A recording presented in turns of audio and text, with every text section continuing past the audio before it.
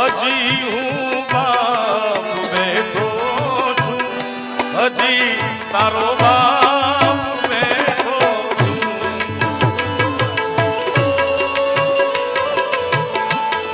જગતમાં કોઈથી નથી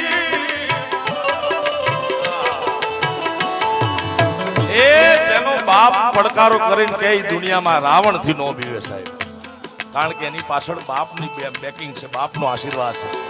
જગતમાં કોઈથી ડરમાં હજુ બાપ બેઠો છું, હજુ